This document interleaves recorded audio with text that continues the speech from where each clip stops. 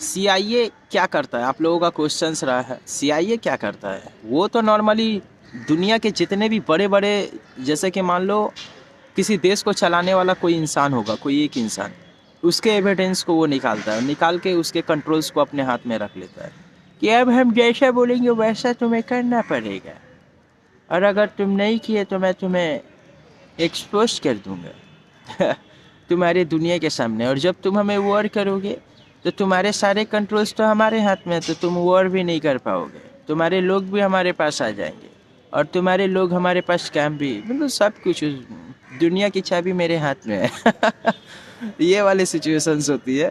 तो मुझे हंसी आता है यार ये सब चीज़ को सुन करके, मैंने सारे डिटेल्स को मैंने देखते रहता हूँ, है ना। तो ये सब बात है, नॉर्मल जस्ट है टाइम पास। अब होता क्या है एक्चुअल में, क्या होता है अभी फ़िलहाल उनका क्या रोल रहा है, अभी ये रोल रहा है कि जो जैसा भी करे लड़ाई मतलब एक तरफ लड़ाई, एक तरफ पैसे जनरेट करना, और एक तरफ सारे लोगों के ऊपर कंट्रोल्स को फिर से अपने हाथों में लेकर आना। तो ये चीज़ अभी चल रही है।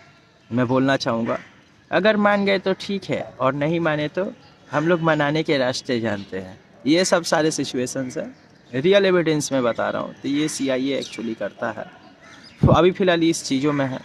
और यूएस के हाथ में बहुत सारे एक बहुत बड़ी चीज़ हाथ लगी है, तो बड़े बड़े वैज्ञानिक के उसके ऊपर काम करेंगे तो उसमें तो खर्च लगेगी ना, लागत लगेगी, गोल्ड लगेगी, बहुत सारे मटेरियल्स लगेगी।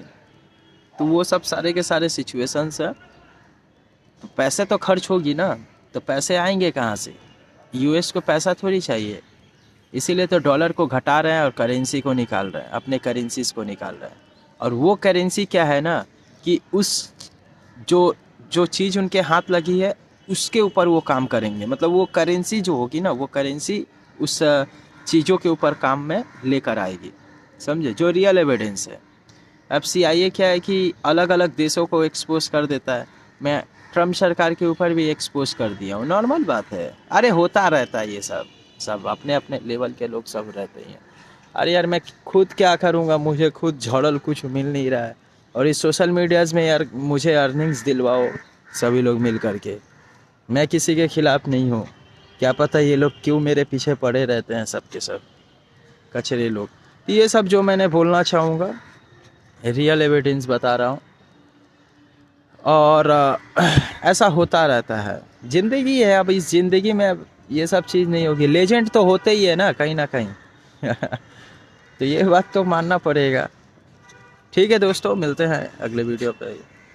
और अभी फ़िलहाल उन लोगों का मकसद क्या रहा है कि दुनिया के सारे लोगों के ऊपर कंट्रोल्स को लाना, और कंट्रोल्स के लाने के बाद अब उन लोगों के मिशन अगर सक्सेस हो जाएंगे ना, तो ये जो टैक्स होता है ना वो फिर से मैनुअल कर दिया जाएगा, मैं आपको बोलना चाहूँगा।